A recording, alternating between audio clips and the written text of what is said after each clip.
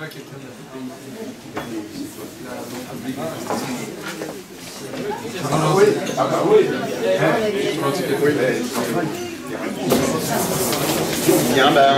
on va commencer ce Café Repère. Un petit mot peut-être pour ceux qui découvrent le Café Repère. Donc je rappelle que c'est au Challenge que ça se passe. Normalement tous les premiers mardis de chaque mois, à partir de 19h30 maintenant. Et de temps en temps, il nous arrive, comme ce soir, de proposer une deuxième séance dans le mois, quand l'actualité le réclame. Voilà, la patronne s'appelle Stéphane, je la remercie encore de nous accueillir. Le meilleur moyen de la remercier, c'est encore d'aller remplir son verre. Allez-y maintenant, parce qu'une fois que les débats sont lancés, c'est pas toujours évident. Le Café Repère, c'est une initiative, bien sûr, de Daniel Mermet, ex-chroniqueur des ondes de Radio France. Mais c'est aussi donc une initiative d'un collectif angevin qui s'appelle Le Cercle et qui a pour objectif la création d'espaces de rencontre, un petit peu comme ce soir. Alors des espaces de rencontre, pas pour évoquer le match de foot de la veille, bien sûr, mais pour encourager quelques alternatives à ce monde de brut. Par exemple, le Cercle se donne pour but d'encourager la sortie du capitalisme, l'abolition du salariat, l'abandon de l'économie marchande, la pensée libertaire, la décroissance. C'est un vaste programme, hein, mais on a du courage. Alors, on fait tourner la liste de diffusion pour ceux qui ne sont pas inscrits encore. Ça, vous aurez les actualités fraîches que propose le Cercle. Et puis la cagnotte aussi, pensez-y, glissez-y la monnaie de votre verre, ça nous permet d'imprimer ces jolis petits flyers, et puis de temps en temps d'avoir un invité, de dédommager un invité. On a fait venir par exemple Clément Whitman, Vincent Liéget, Brulavoine, Yanis Yuluntas, et au beau jour, je vous annonce la venue comment il s'appelle, du Saint Pape 40 de l'église de la très sainte consommation. C'est Alessandro Di Giuseppe, qui, voilà, c'est un activiste de rue qui défend les ultra riches. Et puis, allez sur internet, vous verrez, c'est l'église de la très sainte consommation, c'est hilarant. Hein, bon. Donc il vient pour présenter un film qui s'appelle Amen ton pèse. Au nom du pèse, du fisc et du Saint-Crédit, enfin il y a toute une liturgie. Bon. Bien, en ce qui concerne le Café Repère de ce soir, l'idée à l'origine était de rendre hommage surtout, un vrai hommage, hein, pas ce qui s'est passé ces jours-ci, un vrai hommage aux journalistes donc assassinés de Charlie Hebdo, parce qu'on a très peu vu de dessins montrés, ni de chroniques, ni d'articles lus. On a surtout entendu beaucoup de acheter Charlie, mais ne le lisez pas trop. Voilà. Alors les thématiques qui se dégagent à partir de cette mobilisation sont assez nombreuses. Ce soir on va faire très scolaire, on va saucissonner le débat en 4 parties. Alors on fera une première partie sur la liberté d'expression, puisqu'il paraît qu'il faut la défendre, etc. Nous on va s'intéresser surtout à comment la créer, la nourrir. Un autre débat qui aura lieu sur le terrorisme, la lutte contre le terrorisme. Un troisième débat qui sera sur l'union nationale, puisqu'il y a cette injonction qui nous est faite à tous de se ranger derrière quelque chose. Et puis nous terminerons la soirée en essayant de voir, donc c'est Pascal qui me l'a proposé, éventuellement, s'il n'y avait pas moyen de donner une suite à cette mobilisation. Alors on va voir ça, une lutte sociale, un mouvement citoyen. Ouais. Donc ces 4 temps de débat seront entrecoupés par un petit diaporama de 3-4 minutes sur les couvertures de Charlie Hebdo. Bien, on commence donc... oui. Oui, alors on a décidé de filmer la soirée pour que les gens qui n'ont pas pu venir puissent profiter. Ce qui veut dire qu'on souhaite le mettre sur le site du Cercle. Alors si entre vous, je préviens, donc vous êtes filmés, je vois là, comme ça. Si entre vous, il y a quelques-uns, quelques-unes qui ne souhaitent pas être sur le film, s'il y a des inconvénients, déplacez-vous maintenant. Ça vous serait flouté en direct Voilà, je ne peux pas flouter parce que sur un film de si longue durée, je n'ai pas le temps de flouter un par un les gens. Donc sachez-le, j'ai votre autorisation, c'est ça? D'accord. Bon ça va, le bar se vide pas trop. On y va pour cette fameuse liberté d'expression. Beaucoup s'en réclament, y compris parmi ses plus farouches pourfendeurs. Donc au débat, au-delà du débat sur les limites à donner à la liberté d'expression, ce qui serait surtout intéressant, c'est peut-être de réfléchir à comment on la construit, comment on la met réellement en pratique, et on peut peut-être parler un petit peu d'égalité, de fraternité. Voilà. Et puis comment on la défend aussi, bien sûr. Parce que... Alors, il y a des micros. Si vous voulez prendre la parole, donc vous levez la main et Jacques vous apportera le micro HF. Peut-être commencer sur ce qui s'est passé dimanche. Donc on a vu se clamer haut et fort de la liberté d'expression des gens comme Rajoy, Netanyahou, le Premier ministre hongrois. Alors fallait-il se ranger derrière eux? Ah. On va peut-être lever la main ceux qui sont allés manifester.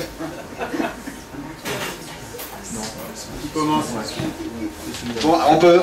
Alors, j'avais demandé à Amnesty International peut-être de venir, puisque ce sont quand même des grands défenseurs de la liberté d'expression, en général au niveau de la planète, leur demander peut-être ce qu'ils ont pensé du rassemblement, et puis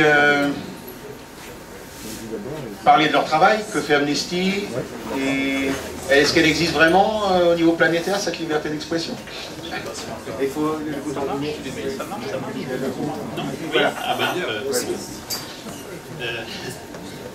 oui, je ne m'attendais pas à démarrer, mais voilà. Bon, nous sommes ici, là, ce soir, deux membres de groupe d'Amnesty à Angers.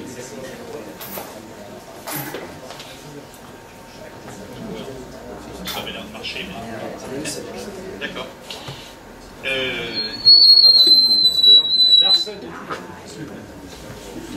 Alors, bah écoutez, oui, nous étions dans les marches dimanche. Je crois que tous les militants d'Amnesty, en tout cas en France, étaient invités à y participer. Et je pense que nous étions nombreux. Hein, j'ai l'impression que tous ceux qui pouvaient venir sont venus. Voilà, alors bon, bah, on s'est fondu dans la manifestation. On était tout à fait d'accord avec l'idée de départ que ce serait une manifestation silencieuse et sans affirmation d'appartenance. Bon, si on nous avait dit vous pouvez revendiquer votre appartenance, nous serions venus avec nos drapeaux, etc. Mais ça nous a paru tout à fait légitime que ce soit une manifestation silencieuse, parce que je pense que c'était vraiment au départ une manifestation du peuple. Hein. Ah, c'est comme ça qu'on l'a ressenti. Alors évidemment, bon, on ne peut pas dire que tout le peuple angevin était représenté. Hein. On a eu l'impression quand même que socialement, il n'y avait pas forcément tout le monde sur le terrain. Mais voilà, c'était quand même une belle manifestation, bah, c'est comme ça que je l'ai vécu. Alors après, sur les chefs d'État à Paris, moi j'ai pas d'avis autorisé sur la question. Je pense que bon, certains peut-être sont venus sincèrement, d'autres peut-être moins sincèrement, j'en sais rien. Est-ce qu'ils ont été invités, est-ce qu'ils se sont invités eux-mêmes, j'en sais rien non plus. Donc c'est vrai que j'ai pas grand-chose à dire là-dessus. Enfin, au départ, ça paraissait plutôt bien que Hollande ne soit pas seul dans la manif et qu'il y ait plein d'autres pays qui soient représentés. Enfin ça, vous voyez, là je donne un point de vue personnel et je parle plus en tant que membre d'Amnesty, là. Parce que Amnesty n'a pas pris position sur ce sujet-là, à ma connaissance. Hein. Bon, je ne veux pas être trop long, et puis je ne sais pas s'il faut que je démarre tout de suite sur qu'est-ce que nous faisons, nous, et comment nous voyons la liberté d'expression, je ne sais pas. C'est intéressant. Oui. Si vous voulez, bon, je peux dire quelques mots au départ. C'est vrai que nous, la liberté d'expression, c'est quasiment dans notre ADN, si je peux dire, en une formule à la mode, puisque Amnesty est né autour de cette affirmation de la liberté d'expression. Au départ, Amnesty International, vous savez peut-être, c'est né en 61, par un avocat britannique, et qui a réagi justement à l'emprisonnement au Portugal de 2 étudiants qui avaient été arrêtés sous la dictature à cause de justement leur affirmation de leur liberté d'expression, et notamment, bon, on dit, alors c'est peut-être un côté un peu légendaire, mais enfin on dit que dans un café portugais, ils auraient porté un toast à la liberté. Et sous la dictature, c'était sans doute pas bienvenu de porter un toast à la liberté, donc ils ont été emprisonnés. Et en lisant ça, M. Ben Hanson, était un avocat anglais, donc a été scandalisé et a dit on ne peut pas tolérer des choses comme ça. Et d'ailleurs, c'est totalement contraire à la Déclaration universelle des droits de l'homme, donc on ne peut pas tolérer que des gens soient jetés en prison uniquement à cause de leurs opinions. Alors, on fait la distinction, d'ailleurs, parmi les opinions d'emblée, hein, pour définir ce que c'est qu'un prisonnier d'opinion. Amnesty a toujours fait la distinction entre ceux qui simplement défendent des convictions ou des idées et ceux qui tiennent des discours d'appel à la haine ou d'appel à la violence.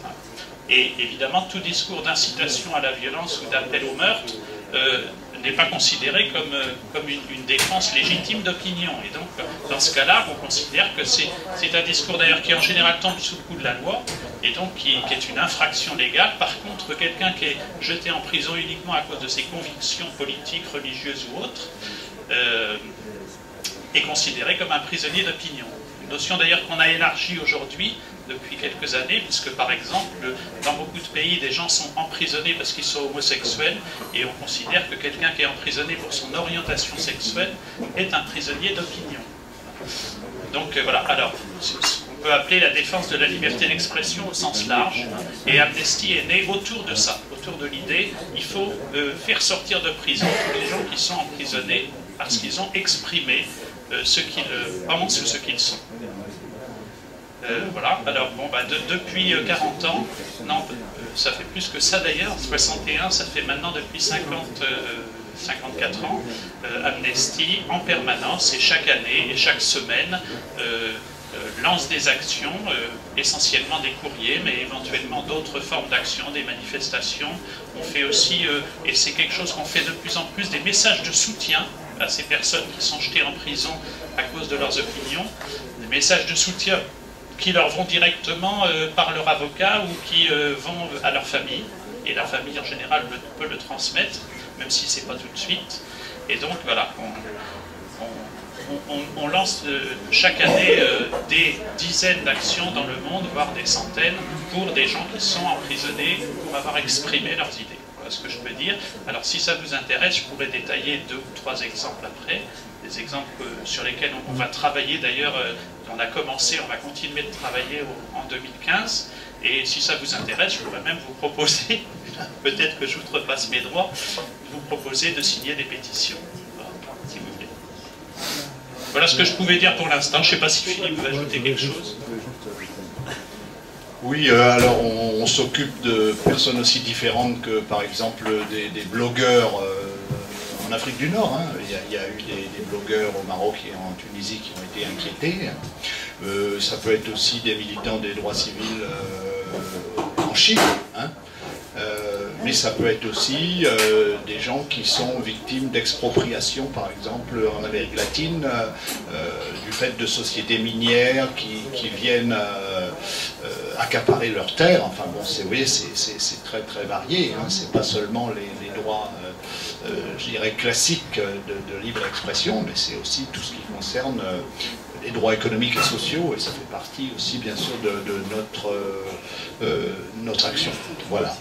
Et tous les ans, on met en avant, on appelle ça 12 personnes en danger, c'est-à-dire que, ça ne veut pas dire qu'on ne s'occupe pas des autres, mais on met quand même un peu en exergue, on met 12 situations ou 12 personnes qui, disons, sont soutenues internationalement, quoi, pour leur donner plus d'impact. Par exemple, il y a un an, on a beaucoup parlé aussi de la pollution dans le delta du Niger, hein, puisque c'est la Shell, la compagnie Shell, qui avait pollué les terres agricoles des paysans, et donc à partir de là, on a essayé d'ailleurs de populariser leur action dans le monde entier, et ils ont essayé également d'intenter une action au niveau européen contre ces multinationales. Oui, voilà. Je ne vais pas m'étendre, mais on fait une action quand même qui est au niveau international, mais aussi au niveau local. Juste un petit mot à ce sujet-là, pour relier ça à la notion de liberté d'expression, parce que justement dans cette campagne qu'on mène pour d'autres droits que les droits civils et politiques, hein, notamment pour des droits économiques ou sociaux, on a essayé de démontrer, enfin Amnesty a voulu démontrer à travers cette campagne-là que justement tous les droits humains sont liés les uns aux autres et que précisément pour que des gens puissent défendre par exemple leur droit à une terre, une communauté indienne en Amérique latine puisse défendre le droit à ses terres et qu'elle ne soit pas accaparée par des grandes entreprises, eh bien il faut qu'elle ait des leaders qui aient le droit de s'exprimer. Qui a le droit de s'exprimer dans les médias, dans la presse, et auxquels on ne coupe pas la parole, ou qu'on ne menace pas de mort pour les faire taire. Vous voyez, donc effectivement, pour défendre tous les droits humains dans toutes les situations, il faut défendre la liberté d'expression de ceux qui les défendent sur le terrain. Et Amnesty est aussi là pour ça, on est là pour être en soutien à tous ces militants qui sur le terrain défendent leurs droits en général. Voilà. On va passer la parole à d'autres. Oui, oui, quand même.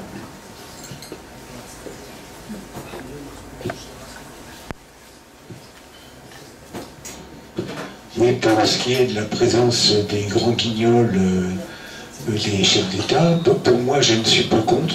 Je me présente à Jacques Lambourg. Bon. Et donc, c'est pas moi c'est pas nous qui les avons invités. Et moi, je pense au droit à la conversion. Voilà. Et je suis peut-être un peu naïf, mais bon, ils viennent pour soutenir la liberté d'expression. Une fois qu'ils sont venus, ils ont pris position, donc après on peut leur dire, mais dis donc, qu'est-ce que tu faisais le 11 janvier à Paris? Puisque après tu te contredis. D'autre part, on n'est pas encore en guerre civile, mais on pourrait le devenir. Et donc tout le monde sait qu'il y a pas mal de gens qui votent Front National. Dans les gens qui votent Front National, si vous regardez bien, eh bien, il y a des gens de votre famille, des voisins, des collègues. Et donc, moi, je suis plutôt favorable à ce que les gens qui votent Front National dans mon entourage, j'aime mieux les rencontrer à la manif. Et après, on pourra discuter ensemble plutôt que de se regarder en chien de faïence. Parce que je pense au droit à la conversion, je fais peut-être un petit coup, mais c'est comme ça.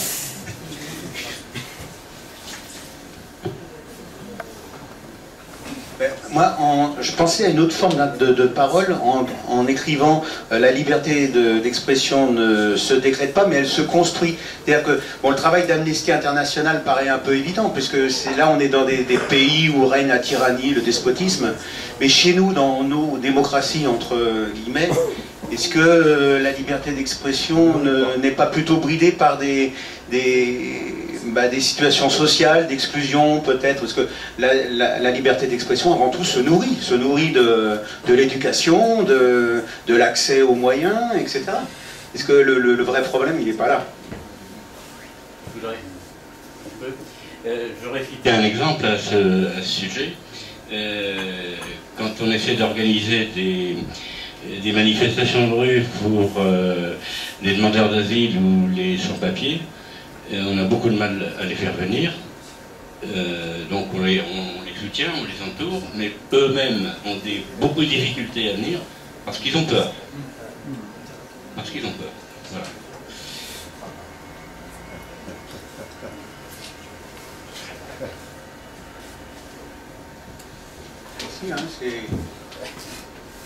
Bon, le consensus, ça m'emmerde en règle générale. Ça, c'est déjà pour poser les jalons. Ouais, il y a cette minute de silence décrétée dans les écoles qui a été formidable. Mais il y a eu des couacs. Il y a eu des remontées au ministère par lequel il y a des élèves qui ont refusé, par lequel il y a eu des colibés, et par lequel il y en a qui se sont carrément opposés. Et alors, cette fameuse liberté d'expression, c'est devenu la liberté de délation, tout simplement, c'est-à-dire que les directeurs d'école font la liste des élèves qui ont renaclé, qui ont refusé, qui se sont manifestés contre. Et le résultat, c'est qu'il y a des noms de lycéens ou autres qui ont atterri sur les bureaux tout simplement de la police judiciaire.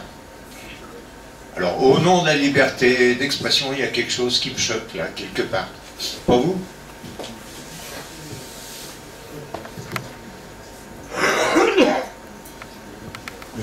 Je reprends la parole, excusez-moi, à Jacques Lambourg. Donc j'ai été enseignant en lycée professionnel et je vois très bien mes élèves refuser de faire la minute de silence. D'abord, je ne leur ai sans doute pas proposé.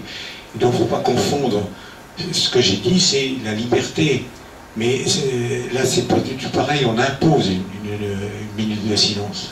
Et je trouve normal de se rebiffer à la limite. Et les gens qui ne comprennent pas, les jeunes qui refusent la minute de silence, oui, j'ai entendu un ministre ou je ne sais pas qui disait on ne leur a pas assez expliqué. Mais ces gens-là, du coup, moi qui me traite, je trouve toujours un peu con, je me suis dit, mais je suis un petit peu plus intelligent qu'eux, parce qu'ils disaient, il faut leur expliquer. Il n'y a rien à expliquer, c'est à eux de comprendre. Je te visais pas spécialement. Oui, je me suis senti visé, et donc je préfère prendre le micro que de te taper à la sortie.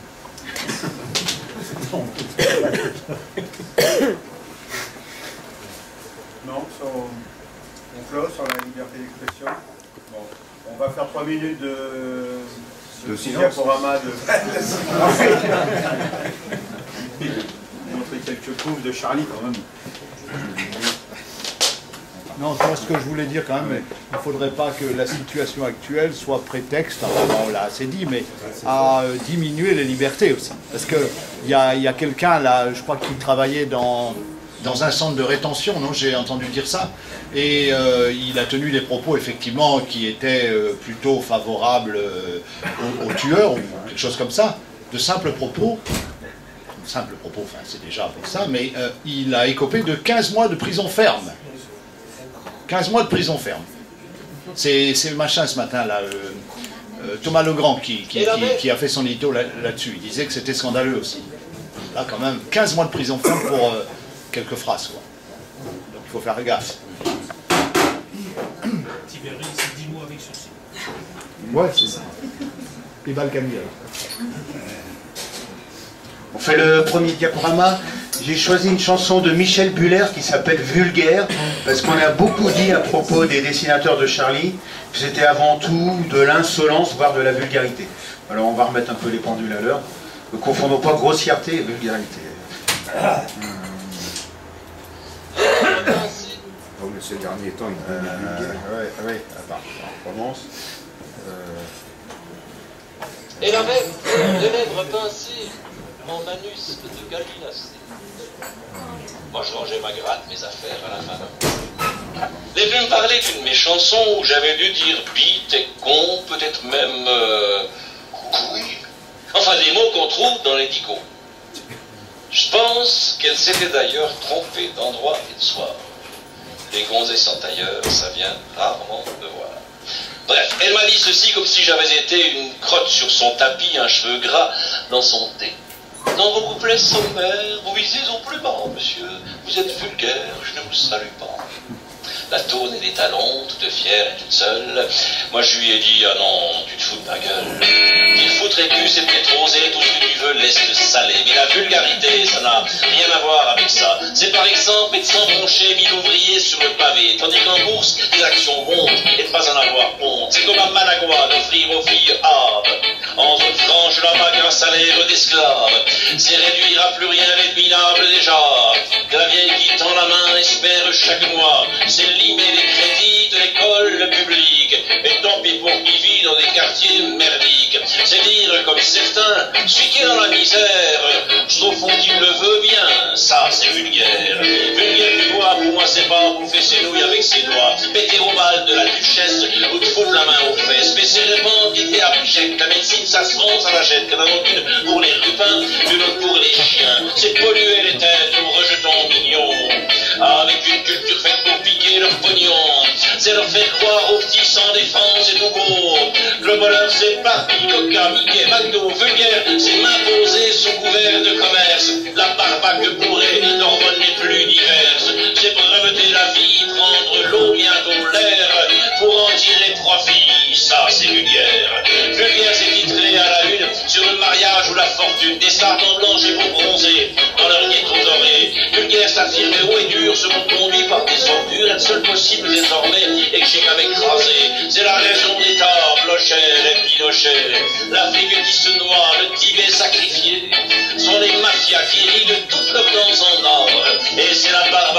de la peine de mort sont les enfants d'Irak, de Gaza, de Timor, qu'on étouffe et qu'on craque depuis 10 000 aurores. C'est enfin commencé ce joyeux millénaire avec nos mains cachées en acceptant la guerre et l'homme tel qu'il est, sans refus, sans colère, sans envie de gerber. Ça, c'est vulgaire.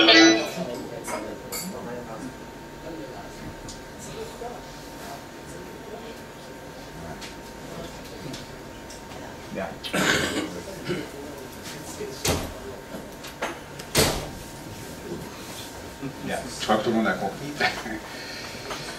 On continue avec un deuxième débat sur la lutte contre le terrorisme. Parce que l'intégrisme peut être religieux, bien sûr. Le terrorisme peut venir de la religion, mais peut venir aussi de beaucoup de choses. Du nationalisme, du capitalisme et d'autres choses. Qui veut parler du terrorisme? Avez-vous peur en venant ce soir? Daniel, non, tu avais parlé de... Non, la fumée sous le billard.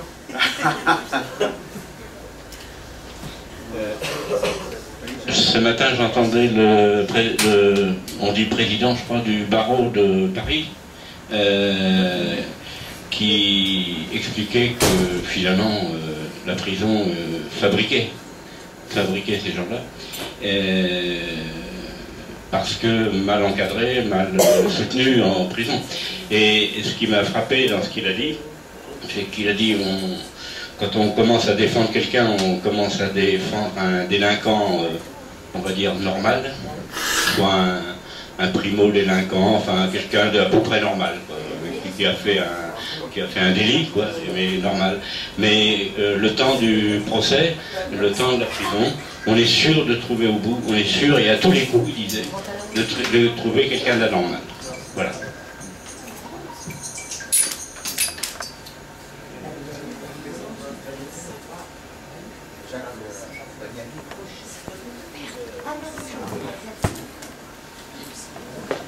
Bon, le terrorisme, c'est fais-moi peur et puis je te ferai faire ce que je veux. C'est vrai que on nous a quand même monté une belle mayonnaise là, de mon point de vue. Le terrorisme qu'on nous présente, ce serait presque la pointe avancée de Daesh en France, d'un grand combat national et international, etc. Bon, en fait, il s'avère que c'est l'œuvre de cinglés qui ont quelque part pensé réaliser une fatwa,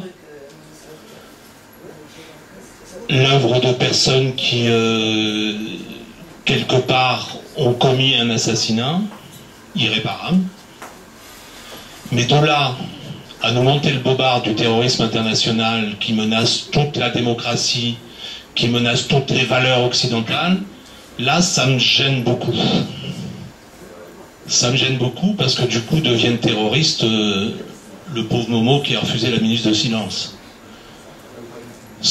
Le terrorisme en soi, c'est une stratégie de la peur, une stratégie de la terreur utilisée à tel ou tel moment. Est-ce qu'on a là, réellement, des commanditaires, parce que là on va tomber dans le complot du coup si on parle de commanditaires du terrorisme, parce que il y a des tas de théories du complot qui fleurissent sur le fait que, j'ai même lu un autostoppeur par exemple tout à l'heure qui m'a sorti, quand je lui ai dit que je venais sur un débat sur Charlie, qui m'a sorti, ah oui, la CIA qui a assassiné pour le compte de Rothschild. Je déconne pas, mais il me l'a dit comme ça, hein, un gars en sac à dos, un retard. Bon, moi je veux pas tomber là-dedans. Mais à l'inverse, quand on nous montre le bobard du terrorisme international qui aurait frappé en France, c'est du complot. C'est du complot aussi de la même façon, quelque part. Parce que certes, il y a des rapports de force internationaux, certes, il y a des tas de choses, il y a des conséquences de la guerre en Irak, il y a la Syrie, il y a toutes ces choses-là. Ça, c'est une situation politique internationale qu'on connaît, qui est extrêmement difficile. De là à monter un bobard terroriste parce que des gens, des assassins, commettent un acte qui fout la trouille à tout le monde, je veux dire, non, il faut arrêter quelque part, il faut devenir raisonnable. Il y a une menace terroriste qui est permanente, qui est due aux tensions internationales qui existent et à l'utilisation de ces méthodes par des groupes particuliers. Mais est-ce que nos rigolos de Paris, là, parce que je suis désolé, je les qualifie de rigolos, ils ont laissé une carte d'identité pour se faire connaître sur le plan international. Par exemple. Pour devenir des martyrs. Leur photo est diffusée partout. Dans toutes les manifestations anti-françaises, etc., qu'il y a en ce moment, leur photo est diffusée partout. Nos médias ont contribué à ça, par exemple. Bon, donc, le terrorisme, il faut faire attention, parce que quelque part, ce terrorisme-là, il s'est retourné contre nous via le grand mayonnaise qui a été monté. Donc, est-ce qu'il ne faut pas revenir à l'analyse politique des choses, à ce que ça représente et à la réalité de cet événement-là, qui est certes extrêmement grave, mais qui n'est peut-être pas quand même la grande atteinte à la République et à nos valeurs qu'on a voulu nous faire croire.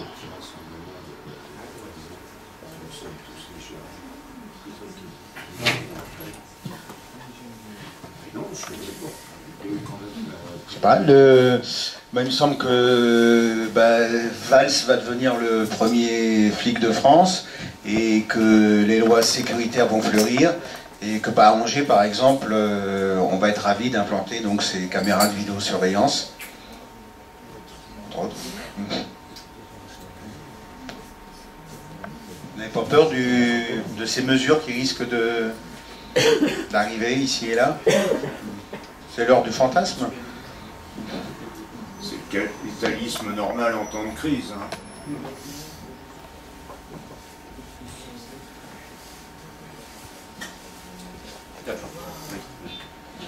Oui, Pascal. Moi, je pense que si déjà on remplaçait lutte contre le terrorisme, si on ne se laissait pas voilà, je sais pas, entraîné par ce mot, quelle différence entre terrorisme et violence? Moi, je dis c'est lutte contre les violences, et des violences, il y en a partout au quotidien, des violences sociales. Et voilà, si déjà on essayait de ne pas se faire enfermer dans ce mot terrorisme, effectivement, puisque effectivement aucun d'entre nous ne se sent terroriste. Par contre, ce qui nous fait peur vraiment, c'est les violences un peu extrêmes comme là, mais en fait toute violence commence à faire peur, en fait, dès qu'elle dépasse un certain niveau. Et c'est ça, c'est le problème des mots, quoi. Moi, derrière ça, il y a une violence un peu extrême, mais des violences, il y en a partout, et c'est peut-être ça sur quoi il faut réfléchir, quoi, cette lutte contre toutes les formes de violence existantes dans nos sociétés.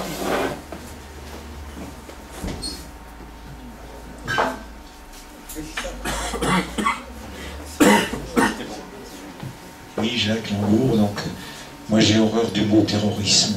Un peu comme Pascal, il y a quelque chose qui ne va pas. Il y a la violence, et donc le terrorisme c'est quoi? Alors la bombe atomique c'est du terrorisme aussi. Les flics qui tabassent les gens à Calais pour pas qu'ils reviennent pour faire peur de venir en France. On peut appeler ça du terrorisme aussi. Alors bon, arrêtons avec ce mot terroriste qui a l'air de séparer justement le monde en deux parties. Voilà. On doit combattre la violence d'où qu'elle vienne.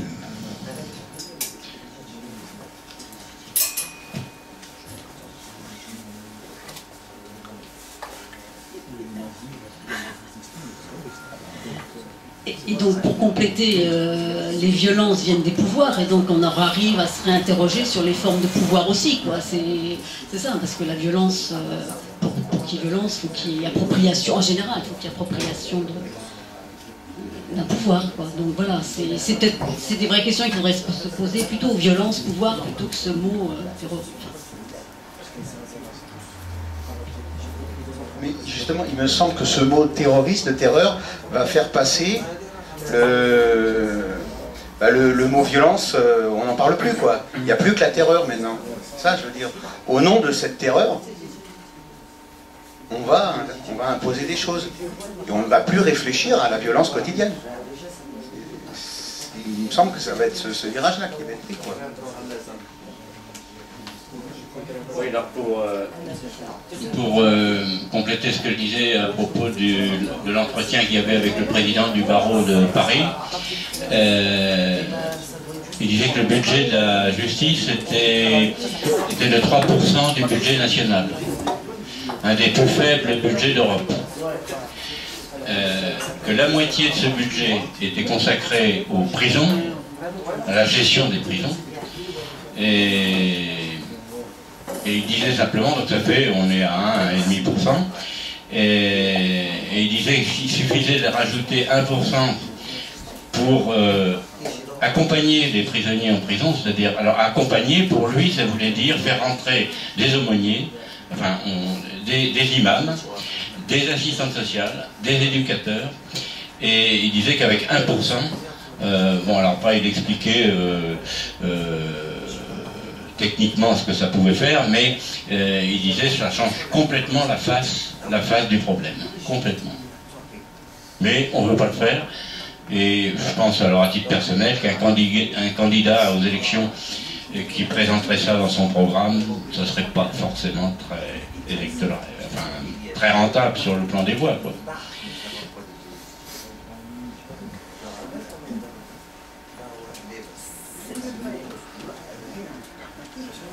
Moi j'aimerais bien, enfin, voir si je suis la seule ou qu'on se pose ensemble la question, parce que là, tu vois, dans ce que tu dis, j'ai déjà l'impression qu'il y a un peu une opposition. C'est-à-dire qu'à un moment donné, moi, je m'oppose aussi, et je pense qu'il faut déconstruire le discours. D'un côté, ceux qu'il faut un peu plus éduquer, même avec un peu plus d'argent et tout, et puis de l'autre côté, ceux qui ne seraient pas.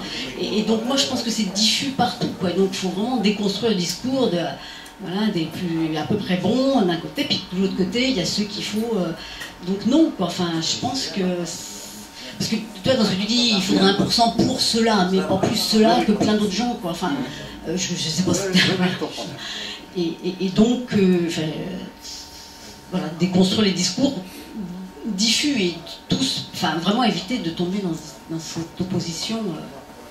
Ceux qu'il faut éduquer et accompagner, plus, et puis les autres, ils n'auraient pas besoin. Oui, enfin je répondrai quand même. On est dans une situation de fait en France qui n'existe pas forcément partout. Et on est quand même en France des spécialistes depuis très longtemps, maintenant dans les années, des banlieues. Des banlieues dans les grosses métropoles. Parce que en France, il existe une séparation des populations qui n'existe pas forcément ailleurs, hein, dans des pays européens.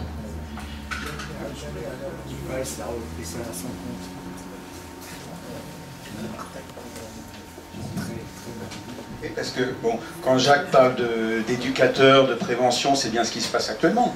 Dans le secteur de la prévention spécialisée est réduit à peau de chagrin, et voilà, et donc, mais ça ne va pas ranger les choses. Cette chasse, cette peur du terrorisme va pas ranger les choses.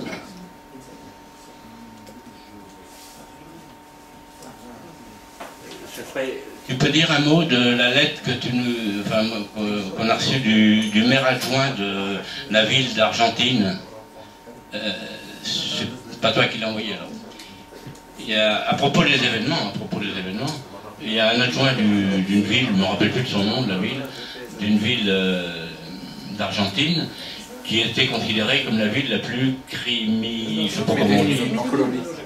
En Colombie, alors c'est pas en Argentine, c'est en Colombie. Et qui expliquait qu'à force d'action d'éducation, d'action culturelle, d'action sociale, etc., ils avaient réussi à baisser de 95%. Et pas de répression. Ils avaient réussi à baisser de 95% la criminalité dans cette ville. Voilà.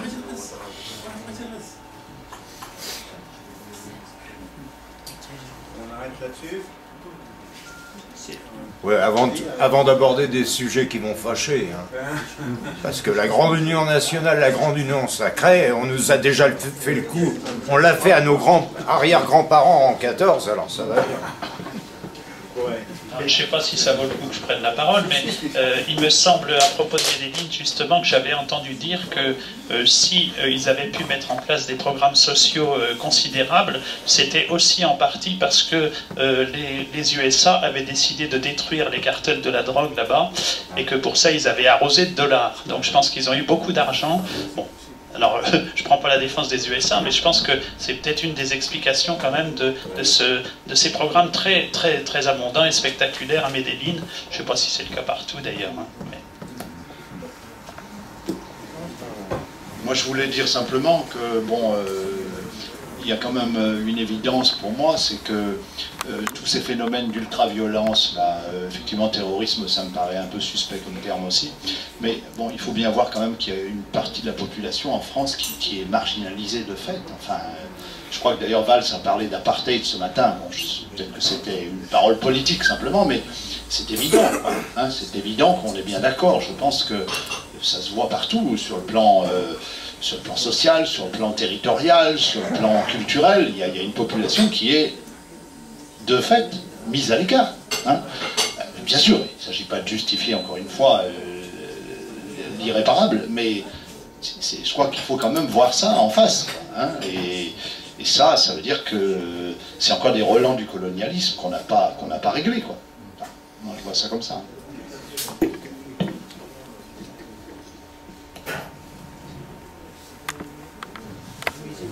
On y va pour un deuxième diaporama.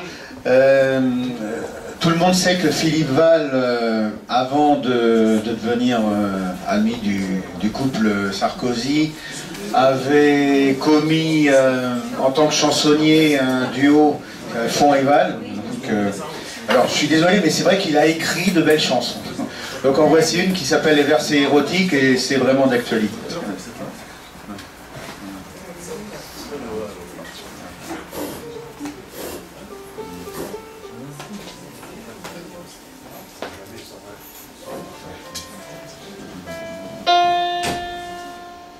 Je l'avoue, chez nous l'amour, c'est la nuit et c'est le jour. On a des vivants profonds, des lits de 3 mètres de long, des coussins à l'oriental et des tapis de mosquée, où l'on cueille les fleurs du mal en effeuillant des baisers. On se tourne vers l'Orient et l'on commence ardemment à gravir la grande échelle qui conduit au 7e ciel. Alors on boit l'amour, un vin vieux et mordoré, que la joie fasse détour dans nos 2 cœurs affolés. Je gagne le ciel d'un baiser sur la pierre noire et sacrée. Je rends grâce du fond du cœur au mystérieux créateur qui a fait l'univers vivant avec la solide et fixe que tout fonctionne en suivant un scénario classé X. Ami plein de religion, toi qui brûles de conviction, sans doute ma petite chanson te fait sortir de tes gonds. Mais la seule preuve que Satan rôde encore chez les humains, c'est qu'un givré du turban peut tuer l'auteur d'un bouquin. Sur terre y a assez de trottoirs pour en changer sans histoire. Si ton tabou c'est la Mecque, moi c'est ma bibliothèque. Tu es sûr d'avoir raison, mais hélas, tu n'es pas le seul. Tu aimes le thé, moi le bourbon, y a pas de quoi se foutre sur la gueule. Et si tu ris de mes torts, je vais pas te condamner à mort. Enivre-toi si tu veux d'imam, de pape et de Dieu. Défonce-toi l'éternel, mais lâche un peu les bretelles de ceux qui préfèrent trinquer avec leurs voisins de palier. D'ailleurs, moi, personnellement, j'ai pas grand-chose contre Dieu. Ce sont seulement ces agents qui me sortent par les yeux. On s'invente les messieurs plus pour faire des affaires Dreyfus. Les religions de tout temps ont versé des fleuves de sang. Les credos et les je t'aime de Rome à Jérusalem, un beau jour tous finis par une Saint-Barthélemy. S'il y avait un Dieu bon, doué de pouvoir véritable, il aurait viré ses cons, c'est donc nous les vrais coupables. Si divinité il y a, c'est la nature, c'est le vent, c'est la terre, c'est toi, c'est moi, pas de quoi se crêper le turban.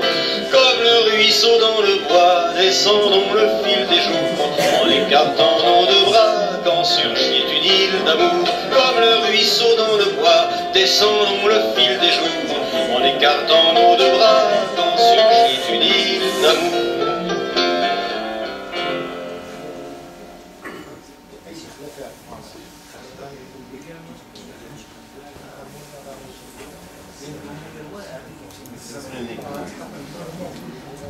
j'avais une petite préférence pour Patrick Font. On part sur l'identité nationale, parce qu'on nous sommes de nous rassembler derrière cette chose fumeuse là, qu'on appelle nation, peuple, identité nationale. Est-ce que vous avez une vague idée de ce que c'est?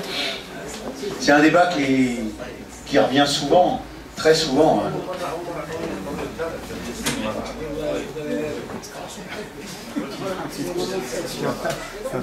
On va regarder dans un dictionnaire. Qu'est-ce que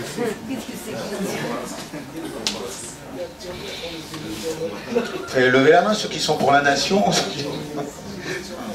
Il y a une belle chose que j'aime, c'est le cosmopolitisme. C'est-à-dire que l'idée d'une citoyenneté universelle et que toutes les frontières devraient s'effacer, justement, cette grande fraternité universelle.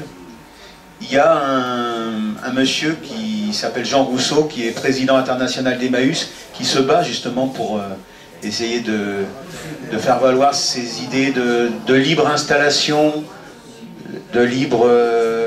installation des gens là où ils veulent. Il y a le groupe aussi, une association qui s'appelle No Borders aussi.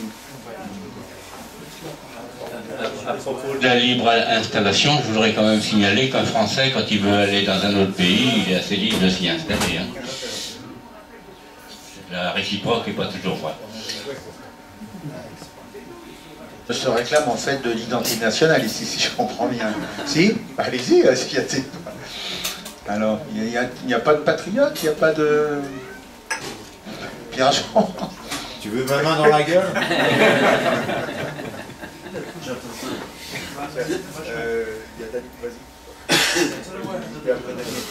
Oui, je veux bien dire un mot là-dessus. Je pense qu'on vit en France dans un... Enfin, bon, là, je m'exprime à titre personnel. Hein, je ne suis pas toujours militant d'Amnesty, enfin, je ne le suis pas à 100%, donc j'ai le droit d'avoir aussi des idées à moi. Là, je m'exprime à titre personnel, simplement. J'ai l'impression que, en fait, le patriotisme se forge surtout dans les situations de crise et de guerre. Hein. Et je pense que si les Français étaient autrefois très patriotes et si on dit qu'ils partaient à la guerre en chantant, ben c'est justement parce qu'il fallait défendre le territoire contre un ennemi qui menaçait de l'envahir ou qui l'avait déjà en partie envahi. Donc je pense que le patriotisme, c'est un peu comme dans une famille. On se resserre et on se réunit, on se rassemble parce que contre quelqu'un qui veut faire intrusion et qui veut détruire nos modes de vie ou qui veut envahir notre pays pour le dominer, contre une domination. Par contre, c'est vrai qu'on vit en France maintenant depuis la fin de la guerre d'Algérie sur notre territoire, enfin même les guerres coloniales, ça se passait loin, c'était pas chez nous. Donc depuis 1945, on vit dans un monde où il n'y a plus de guerre, et à mon avis, je pense que le patriotisme, il est inversement proportionnel au danger de guerre, enfin il me semble. C'est une analyse, c'est sûrement un peu trop simple, mais enfin c'est un élément, à mon avis, d'explication. On vit dans un monde où il y a beaucoup de guerres, et on n'a pas vu M. Hollande aller manifester à propos des morts au Nigeria, etc. Peut-être que les morts ont moins de valeur, moins de prix que d'autres.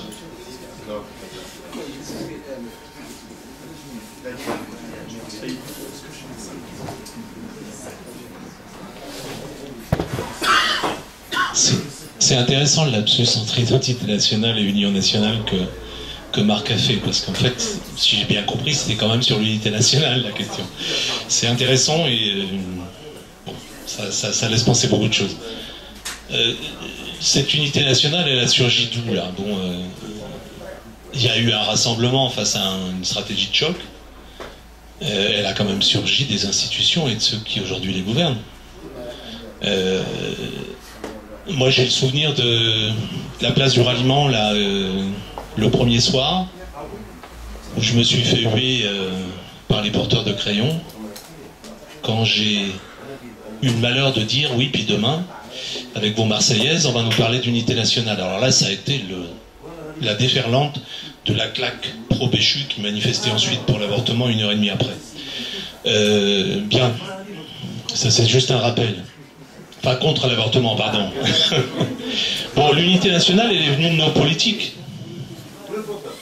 Alors, c'est vrai que, là encore, on va pas dire que nos politiques ont pensé en disant, attendez, bon, on va réunir nos conseillers de com, et puis quel mot on va mettre en avant. Non, c'est pas ça. C'est vrai que dans la situation, on a, à l'heure actuelle, des politiques de concurrence entre l'identité nationale à la Marine Le Pen, et puis l'unité nationale à la Sarkozy, en mangeant un peu sur l'autre, et puis l'unité nationale à la Hollande. En fait, du coup, l'unité nationale, ça a arrangé tout le monde, là. Face à une stratégie... J'y viens. Face à une stratégie de choc, entre ceux qui nous lançaient du patriotique cocorico, il faut refonder la République, nos valeurs sont attaquées, etc., etc. C'est de lui que je parle, justement. Et par ailleurs, nos Hollande, etc., qui nous balancent une unité nationale avec des arrière-pensées. On a une loi Macron à faire passer, quand même. On a des élections à faire oublier. On a des tas de choses comme ça. Alors, c'est facile sur une stratégie de sol de nous balancer une unité nationale. Mais est-ce que, réellement, à l'heure actuelle, bon, alors avec la notion de terrorisme derrière, c'est-à-dire faire front, faire bloc, tous être Charlie, ceux qui ne sont pas, attention, hein, elle a dit notre Najat Vallaud-Belkacem, vous allez être repérés. Et une fois que vous serez repérés, on va vous traiter. Bon. Oui, non, mais il faut je ne sais pas si vous avez entendu les propos, etc., y compris sur Antenne 2, d'une certaine Saint-Machin-Saint-Cric, là, qui était la voix de son maître. Je veux dire, bon, c'est ça l'unité nationale. L'unité nationale, c'est une invention politique s'appuyant sur les institutions de la Ve République, qui a parfaitement marché lors de la fin de la guerre d'Algérie, quand on a eu un putsch des généraux, etc. C'est quand même ce qui est à l'origine de notre constitution de la 5e, cette fameuse unité nationale.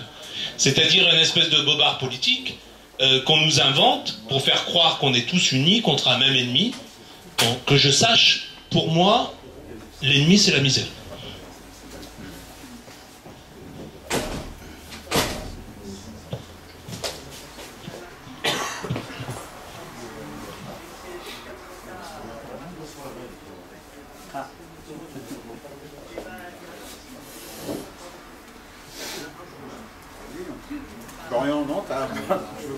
Moi, je peux peut-être dire un mot, parce que bon, moi j'étais dans la manifestation à Angers, comme sans doute beaucoup d'entre vous, et je sais pas, il me semble que c'était pas autour de l'idée de nation que les gens étaient rassemblés, mais il me semble qu'il y avait quand même un vrai sentiment communion, le mot est trop fort, enfin, voilà, d'être tous ensemble un peu pour la même chose, et c'était pas pour la France, c'était pas pour la nation forcément, peut-être certains, mais il me semble que pour la plupart c'était autour de ce qu'on appelle la République, tout simplement. On a parlé des valeurs républicaines, et je crois que c'était vraiment ça qui réunissait ce jour-là des gens qui d'habitude sont très différents, et qui d'ailleurs dès le lendemain étaient de nouveau à s'affronter à cause d'intérêts ou de convictions différentes, mais qui pouvaient quand même se rassembler, parce que je crois que ça c'est quand même profond dans la culture française, autour des valeurs républicaines. Je ne sais pas si vous êtes d'accord ou pas, enfin moi c'est ça que j'ai ressenti. Pas du tout. Oui, donc moi je suis pas du tout d'accord non plus. Enfin, effectivement, on peut dire que dans ces rassemblements, il y avait un espèce de besoin de communion un peu sans objet, quoi. Enfin, c'est un peu ça, des gens qui, dans une société très individualisée, où aujourd'hui on a l'impression que ça craque de partout, avaient besoin de se rassembler. Malgré tout, je pense que ça passait, ce rassemblement, il était assez indépendant de l'objet. Il y avait une espèce de besoin de se rassembler, il y a eu un choc, et donc du coup un besoin d'être un peu tous ensemble pour se remettre un peu du choc. Malgré tout, effectivement, le problème de l'idée de république ou même de nation, pour moi, c'est quand même des idées globalement associées, au sens où elles gomment tout un ensemble de différences qui font des différences fondamentales à la base d'une crise structurelle qui génère les événements. C'est-à-dire que, en gros, comme disait Daniel, le premier des problèmes, c'est la misère. Une société qui entretient la misère va se voiler la face là-dessus pour dire on va combattre le terrorisme, sachant que le terrorisme il prend ses racines en grande partie dans la misère sociale. On l'a bien vu, le terrorisme ou les attentats ou voilà, les catastrophes, etc. prennent racines à ce niveau-là. Et on l'a bien vu avec le parcours notamment des 3 personnes à l'origine des attentats à Charlie Hebdo, c'est-à-dire que c'est des personnes qui globalement ont un parcours dans la misère sociale, puis dans les petites délinquances, puis ensuite la prison, puis ensuite une conversion dans la religion, mais de manière un petit peu désœuvrée, etc. Et on voit effectivement où est la cause. Et derrière Union nationale, c'était où, derrière Idée de République, c'est la volonté de ne pas faire face à ça. Parce que globalement, la réponse qui est apportée, c'est on va mettre en place plus de lois sécuritaires, plus de lois répressives, etc. C'est pas on va lutter contre la misère sociale. Et toutes les personnes qui étaient, enfin les grands chefs d'État à Paris, etc., ou même, je sais même pas si le MEDEF a eu le culot d'aller venir manifester, mais tous ces gens-là, c'est les premiers responsables de la situation. Et ces gens-là, c'est les premiers aussi, dans ces manifestations, à avoir confisqué toute parole. C'est-à-dire qu'on parlait de liberté d'expression au début, en vérité, liberté d'expression, il y a tout un ensemble de chefs d'État qui sont arrivés, qui sont exprimés, qui ont exprimé leur appartenance et qui ont essayé de s'associer à un événement de manière complètement hypocrite. Et derrière, on a dit aux personnes qui venaient manifester, bah, mettez vos drapeaux de côté, mettez vos convictions de côté, on veut pas de discours, machin, etc. Et derrière, toute la monopolisation, c'était un champ du discours, celui de l'État, celui des capitalistes. Donc voilà, Union nationale, républicaine, etc., finalement c'est une manière de gommer des différences sur le problème de fond qui est le problème de la misère. Et à ça, moi je dirais que je m'inscris plutôt dans l'idée d'union internationale et prolétaire.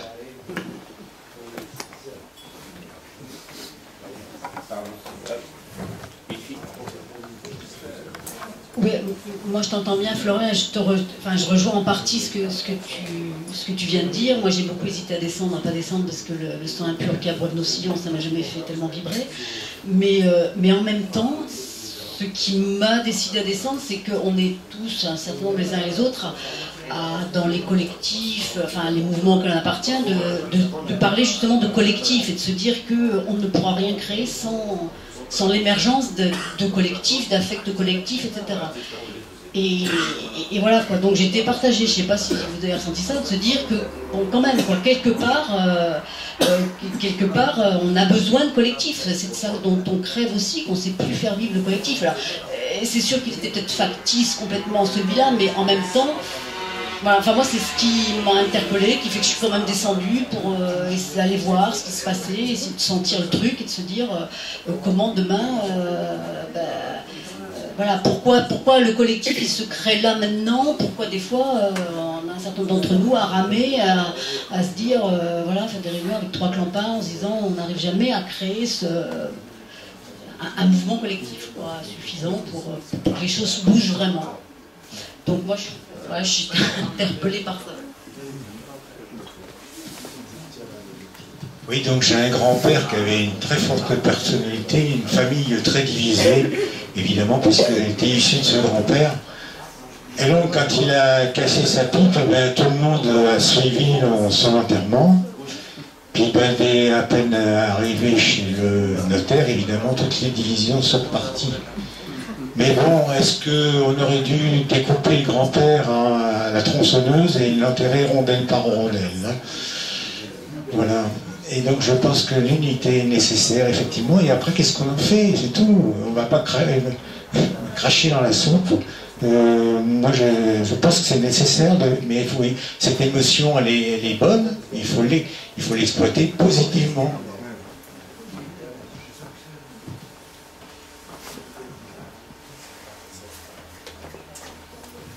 Bah, bien sûr, moi je suis pour l'unité, le collectif, tout ça, mais pas se ranger derrière quelqu'un ou derrière quelque chose. Moi je suis pour le collectif, mais pour l'art de la rencontre, pour l'échange.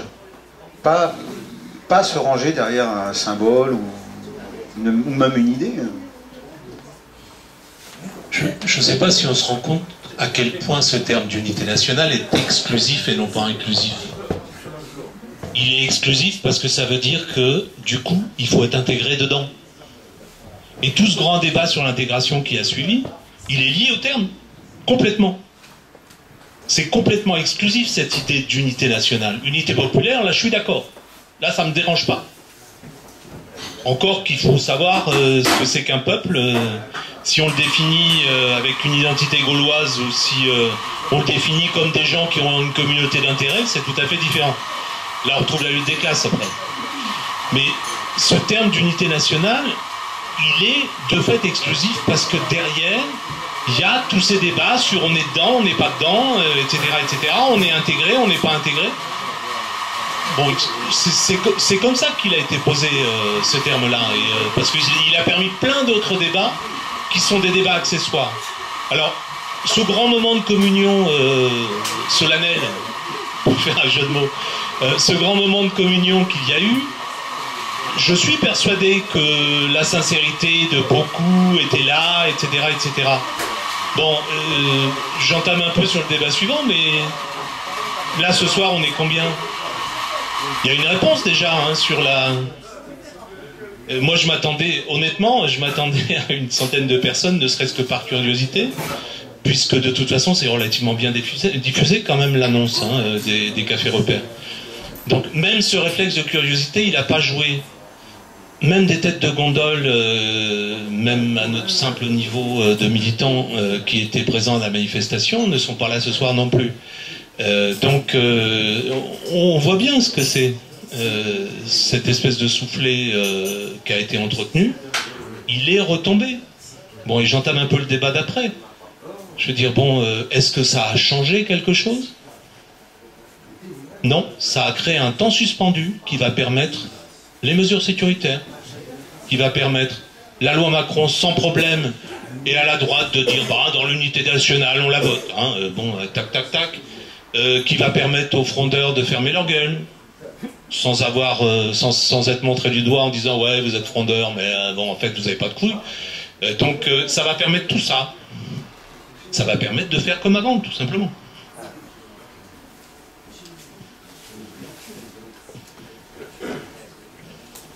Alors je vais juste un petit peu plus loin. Est-ce que ça voudrait dire que le grand mouvement qu'on a eu est un mouvement appartenant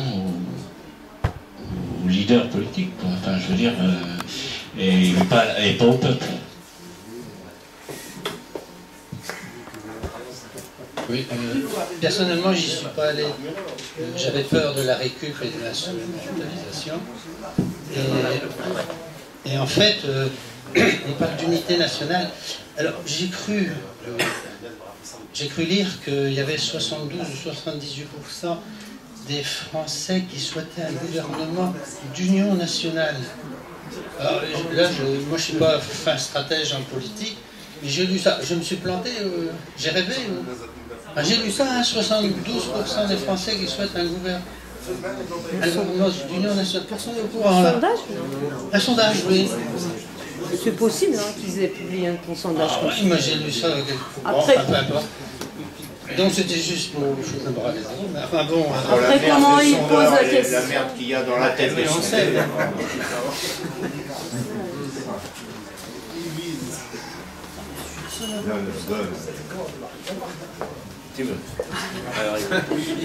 Bon, ben moi j'en suis vraiment plus là. Il y en a qui vont peut-être hurler, tant mieux, ça prouve qu'ils sont réactifs. Et moi je vois le je suis Charlie, ce que je ne suis pas, moi c'est Pierre-Jean, merci. Le je suis Charlie, c'est juste. À mon avis, ça sera dans l'histoire comme un épisode de la préparation à la guerre des civilisations, qui était déjà programmée dans les années 90 par Père Bush et les néocons américains. Déjà, on entend Sarkozy en ce moment qui dit c'est la guerre des civilisations. Moi, il me semble qu'il y a un grand absent ici ce soir. Personne n'ose en parler, parce que c'est le sujet vraiment le plus délicat. Il s'agit de l'islam. Et en fait, c'est un plan par rapport à l'islam. L'islam a son jeu à jouer. Il n'y a qu'à voir ce qui se passe au Nigeria, Boko Haram, en Somalie. Qu'est-ce qu'on a? Les Shabaab. Qu'est-ce qu'on a au Mali, au Niger et dans le sud de l'Algérie? Et au sud-est de la Mauritanie, on a le Moudjao et Al-Khami. C'est-à-dire Al-Khami, la branche scissionniste d'Al-Qaïda, etc. Qu'est-ce qu'on a en Libye? Al-Qaïda. On a tout le Moyen-Orient qui est en train de se restructurer. Dans la guerre, bien sûr. Voilà. On dirait que les groupes armés qui ont capté l'anticolonialisme parce qu'on n'a pas été foutu de le faire, et parce qu'il n'y a pas eu de force sur place pour le faire, eh bien, ces groupes terroristes sont en train de jouer le jeu de Washington et de tous ceux qui marchent dans ce plan de guerre des civilisations. Les grands patrons du monde, c'est pas des idiots, ils sont en concurrence les uns envers les autres, très féroces, mais ils ont un ennemi commun, c'est le prolétariat mondial. Le prolétariat mondial, c'est-à-dire les pulasseurs, ceux qui n'ont rien, ceux qui pleurent parce que leurs gosses ont faim. Et c'est ça leur véritable ennemi, et ils le savent. Et la crise, elle leur retombe sur la gueule. Elle est en train de rebondir. Et tous leurs privilèges, ils sont en train de se barrer en couille. Ils sont remis en cause. Et quoi de mieux qu'un bel ennemi? C'est formidable d'avoir un ennemi commun. Et voilà l'ennemi commun, l'islam. L'islam radical, attention. Pas l'autre, pas l'autre. Il y a le bon musulman, comme avant il y avait le bon nègre. Hein? Voilà la question. Voilà la question que je me pose. C'est Charlie Hebdo, je suis Charlie. Eh bien, ça prend place, de même que la guerre en Afghanistan, de même que la guerre en Irak, de même que tous les terrorismes actuels, dans la future guerre des civilisations, pour la préparer, pour nous préparer psychologiquement à cette guerre. Voilà comment je vois les choses. Et c'est pour ça, entre autres, que je ne suis pas Charlie.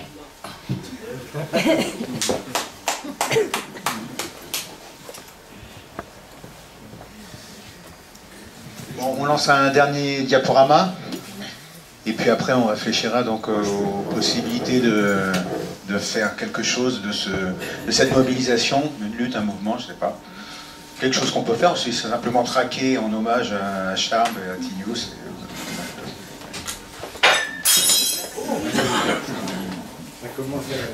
J'ai rencontré Tinius une fois à Paris, c'était lors d'une manifestation pour l'éducation nationale, quand Sarkozy voulait brader le ministère. J'avais affiché un dessin de lui, là. C'était quand Bégodeau avait sorti son livre Entre quatre murs. Et Tinius avait fait un dessin éducation nationale entre quatre planches, vous voyez, dans le cercueil. Et je le portais, et puis un gars s'est avancé vers moi, il me disait, mais c'est moi qui ai dessiné ça. Puis j'étais embêté parce que j'avais enlevé son nom. Il m'a dit, mais tu le portes bien, continue.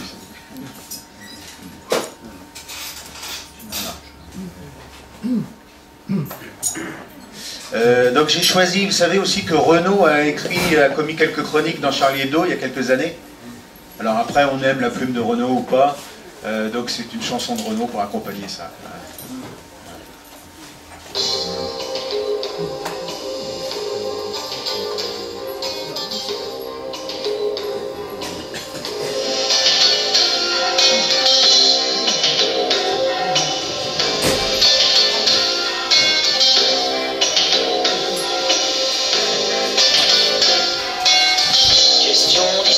D'abord, où est la Palestine? Sous quelle botte étoilée? Derrière quel barbelé? Sous quel champ de ruines? Question d'histoire encore. Combien de victimes? Combien de milliers d'enfants dans les décombres des camps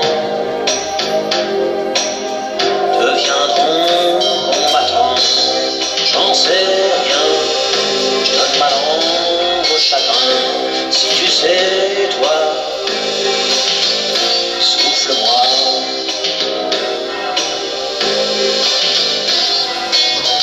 Question de géographie, où est la Kanaki?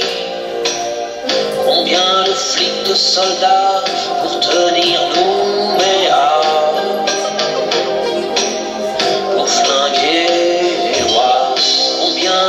petits blancs de colons arrogants se partagent la terre et combien de misère pour le peuple kanak. Combien de coups de matraque, j'en sais rien. Je donne ma langue au chagrin. Si tu sais, toi, souffle-moi.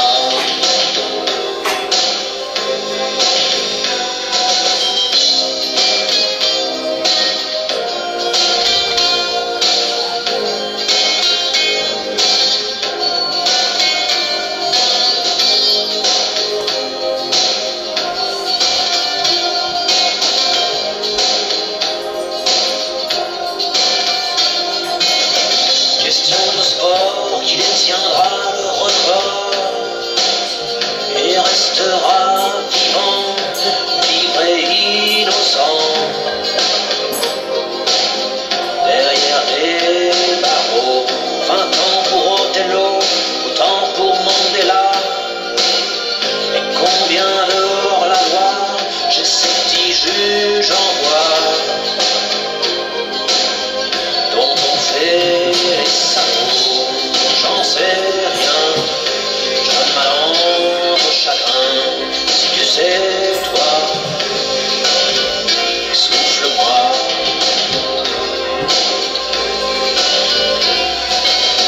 Question science et nature, où balancer ces ordures. Allez, à la Vologne, ces chiens qui assassinent, ces rats qui emprisonnent. Question de littérature, qui a écrit que les hommes naissaient libres, égaux, libres mais dans le troupeau, égaux devant les bourreaux. J'en sais rien, donne ma langue au chagrin.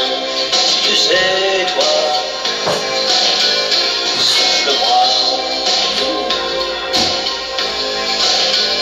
Souffre-moi, souffre-moi, j'en sais rien. Je donne ma langue au chagrin. Si tu sais, toi, souffle-moi, souffre-moi.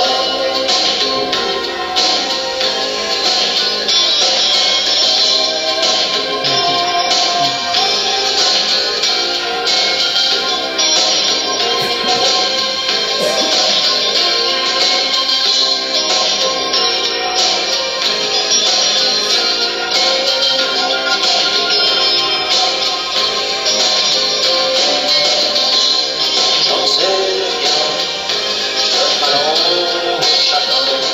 Si tu sais, toi, souffle-moi, souffre-moi, souffre-moi. J'en sais rien, je donne ma langue au chagrin. Si tu sais, toi, souffle-moi.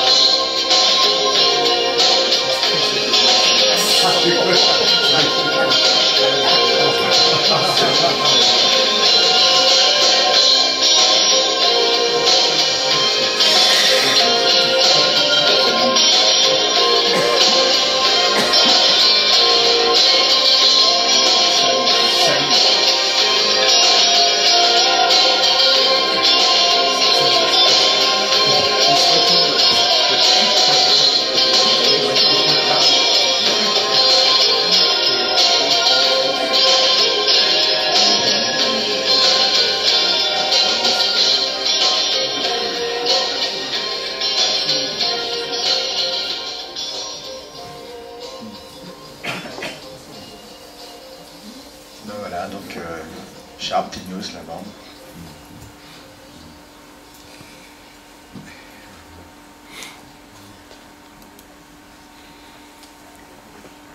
On attaque tout de suite la suite, on trinque,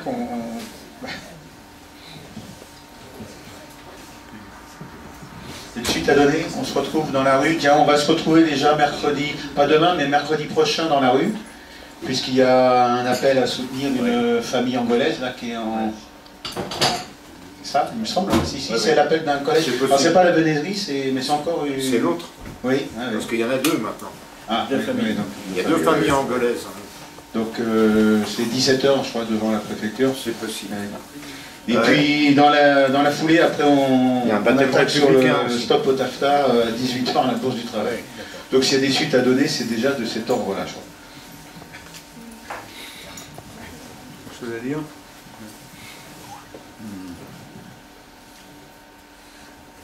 C'est bien aussi. Oui, Daniel. Tiens, il y a Daniel.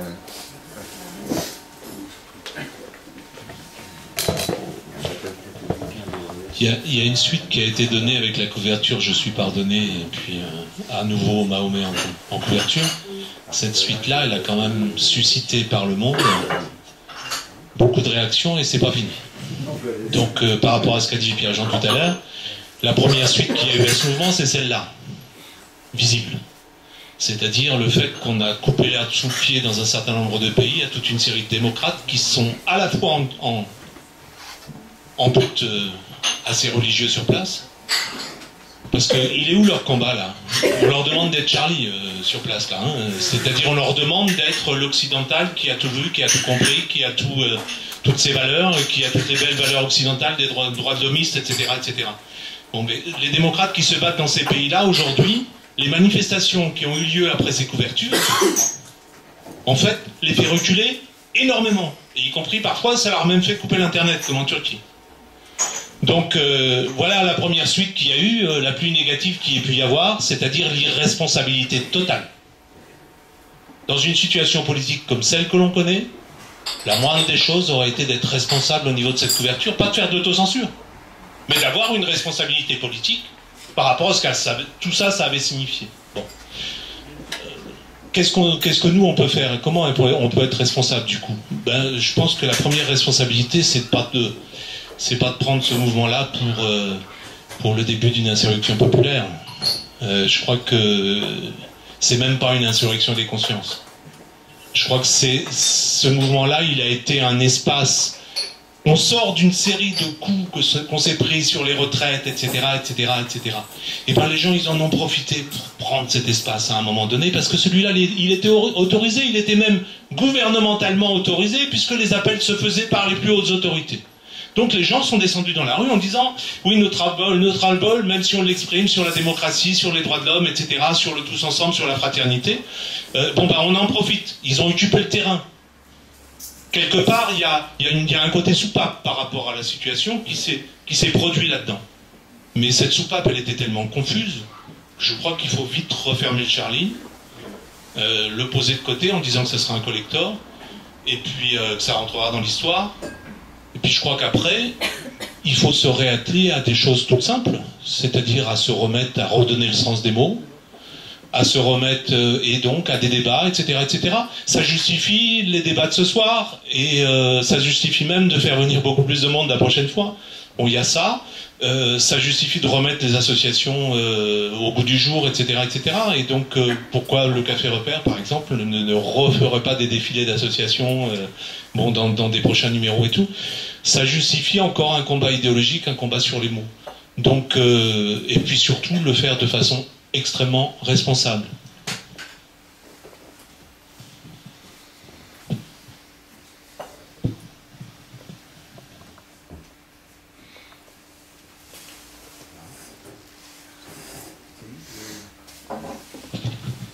Mais la couverture, là, c'est pourquoi, par qui, et qui a payé, qui a commandé ça? Je ne suis pas assez instruit pour comprendre ça, mais pourquoi cette ouverture? C'était prévu, c'était déjà, comment s'appelle, celui de Charlie qui avait dit non, il fallait arrêter avec les caricatures qui mettent en porte-à-faux, etc. Là, mais qui a commandité cette ouverture quand même? Il y a quelque chose derrière là. Alors moi je suis dans le complot, etc. Mais ok, mais enfin, quand même. quand même étonnant. Même moi qui ne suis pas spécialiste, quand j'ai vu cette couverture, je me suis dit, bah, tout faux là. Je sais pas, mais derrière, c'est pas de l'instrumentalisation encore ça, d'une façon de.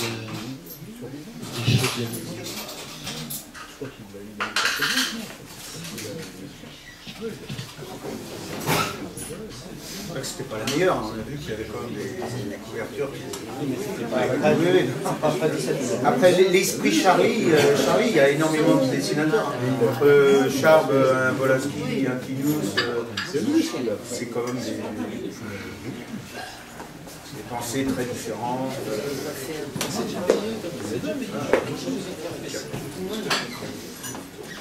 Moi, cette couverture post-débat est tant mieux.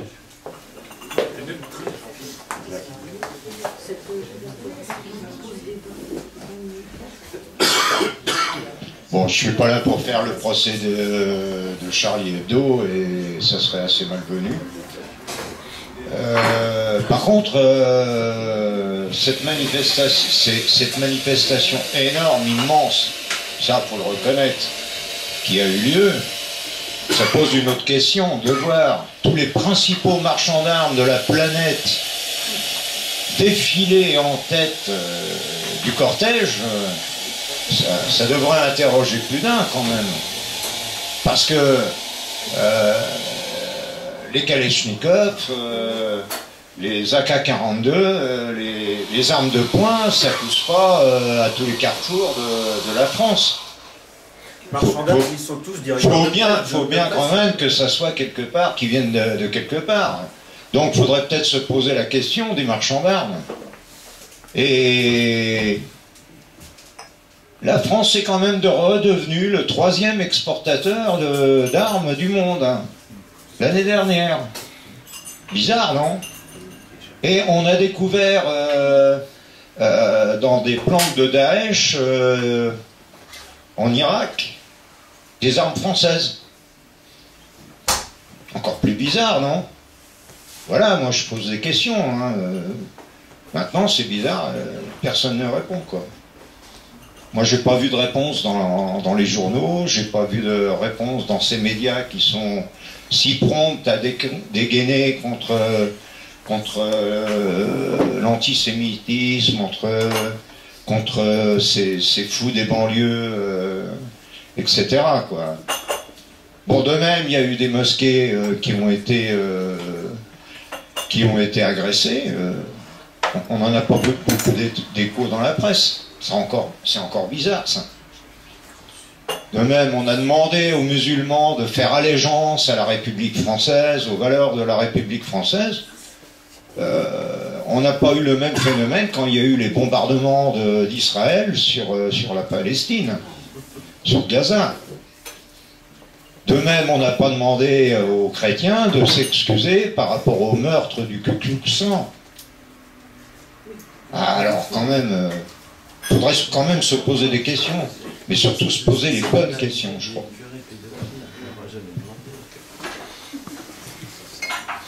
Oui, moi, il me semble, dans ce qu'on a dit, moi je retiens vraiment ce que Pierre-Jean a dit tout à l'heure, c'est-à-dire que la peur, elle est du côté...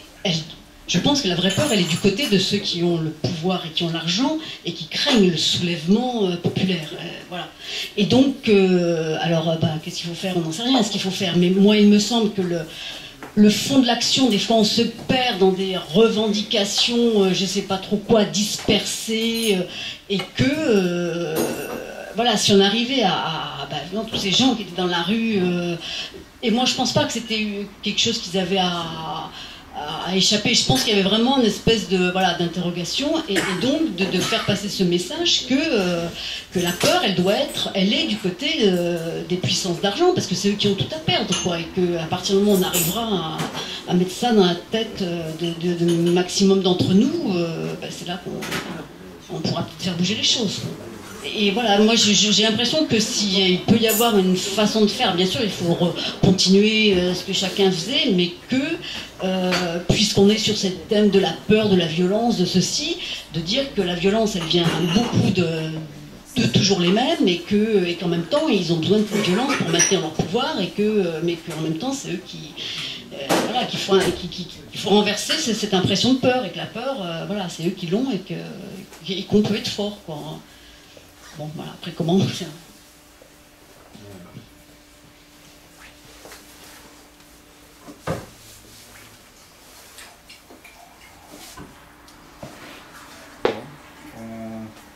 Allô? Là, je crois qu'on a vraiment un problème. Oui, je crois qu'on a vraiment un problème parce qu'il faut aller jusqu'au bout de l'interrogation de ce qui s'est passé, parce qu'effectivement, on ne peut pas gommer comme ça, même si c'est un soufflet qui est retombé, on ne peut pas gommer comme ça un événement. C'est un événement quand même qu'on n'avait pas vu depuis la libération. Et donc, on ne peut pas le gommer. Mais alors, le problème de ce que va en retenir l'histoire, les médias, et c'est sans doute pour ça que l'instrumentalisation a eu lieu, ce qu'on va en retenir, c'est que Je suis Charlie va être l'équivalent de Je suis l'Occident, avec toute l'arrogance que ça représente vis-à-vis des peuples qui ont été colonisés et qui sont néo-colonisés maintenant. De Jakarta jusqu'à Niamey, c'est le sentiment qu'en ont eu ces peuples. C'est pas l'histoire de la couverture, faut arrêter. Hein, ils ne sont pas trompés, ils n'ont pas brûlé des Charlie Hebdo, ils ont brûlé des drapeaux français. De même que nous, on brûlait des drapeaux américains du temps de la guerre du Vietnam. Alors maintenant, c'est là que nous, on a un problème. Parce qu'effectivement, ils ont peur. Parce qu'effectivement, ils vont multiplier les provocations. Parce qu'effectivement, ils vont multiplier la répression. Et là, il va falloir faire gaffe à nos banlieues. Parce que là, ça craint.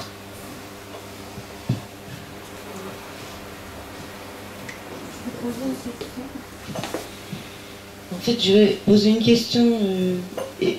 Est-ce que j'invente? Il n'y a pas eu des lois sécuritaires qui sont déjà passées avant l'histoire de Charlie? Ben, c'est le Charlie, là. Je suis Charlie, c'est pas une super pilule pour faire tout ça à tout le monde? Enfin, je me fais pas d'idée, non? Loi de programmation militaire, le contrôle du net. Bon, ne serait-ce que ça. Oui, Pierre-Jean, tu disais le problème, c'est qu'est-ce que l'histoire va en retenir. Moi, c'est pas qu'est-ce que l'histoire va en retenir de ces événements, c'est qu'est-ce qu'on en fait. Et la balle est dans notre camp.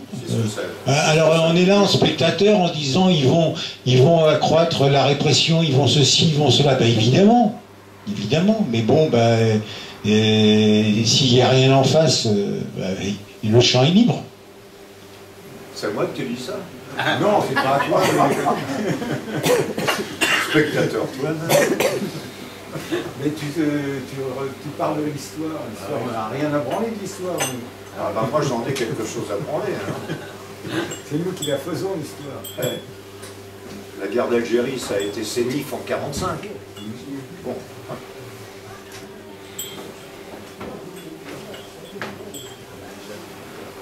Par les forces françaises libres. Oui, je voudrais... Un 8 mai 1945. Je voudrais rajouter un petit mot que j'ai pas souvent entendu, mais qui me court dans la tête. Les frères Kouachi.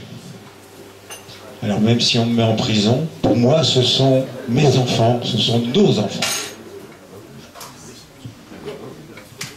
Il y avait une belle tribune qui était, enfin je crois que j'ai pas envoyé, mais qui était un collectif là qui a écrit effectivement, c'est nos enfants qui ont tué nos frères. Enfin j'aimais bien, j'ai trouvé que c'était vraiment bien exprimé, surtout qu'il rappelait qu'effectivement ces frères, ils étaient pupilles de la nation, je crois. Donc voilà. Tout à fait. Et il avait des diplômes, contrairement à ce qu'on dit sur les incultes. Le frère aîné, il avait un diplôme en informatique. Sauf qu'il n'avait pas le faciès qui correspondait à l'emploi.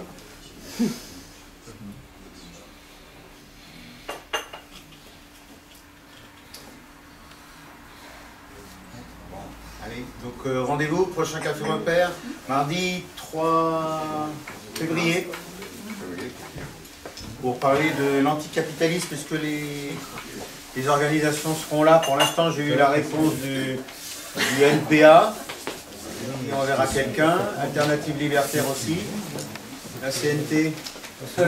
Non, j'ai pas eu de réponse ni du PS, ni du PCF. Non mais Marc sera là.